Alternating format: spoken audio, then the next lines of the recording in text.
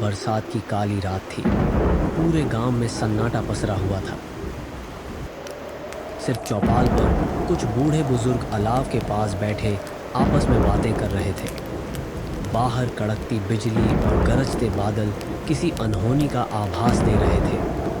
बूढ़े नाथू बाबा ने चेतावनी दी। बेटा, याद रखना, उस पोखर वाले रास्ते पर मत जाना।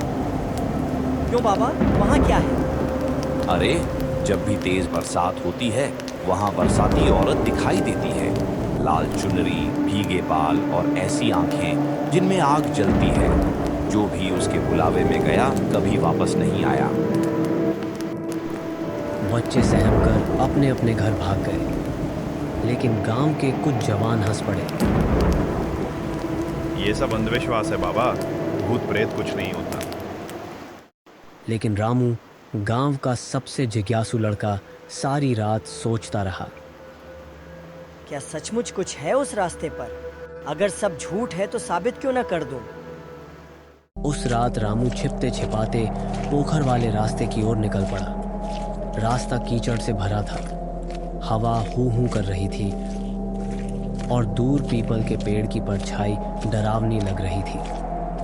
अचानक पीछे से एक मीठी सी आवाज आई। रास्ता भूल गए हो क्या? रामू ने मुड़कर देखा।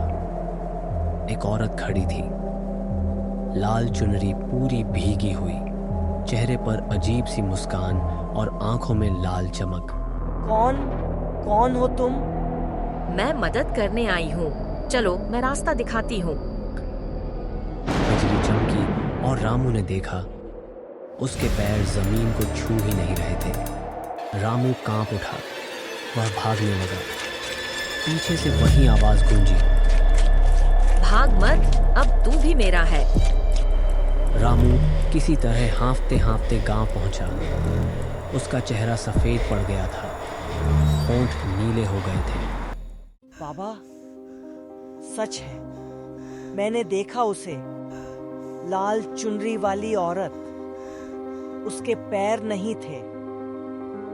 पर साहिल, जो हमेशा इन बातों पर हंसता था, बोला, सब बकवास है, कल मैं खुद जाकर देखूंगा। अगली रात साहिल हाथ में लालटेन लेकर निकल पड़ा। तभी रास्ता भटकते ही वही आवाज गूंजी। रास्ता ढूंढ रहे हो क्या? साहिल ठिठक गया। वही लाल चुनरी वाली औरत उसके सामने थी। इस बार उसकी मुस्कान और भी डरावनी थी। चलो, मैं रास्ता दिखा दूं। तेज हवा चली, लालटेन बुझ गई। अंधेरे में बस साहिल की चीख गूंजी। अगले दिन गांव वाले साहिल को ढूंढते रहे। पोखर के किनारे उसकी लालटेन टूटी पड़ी मिली, मगर साहिल का कोई निशान नहीं था।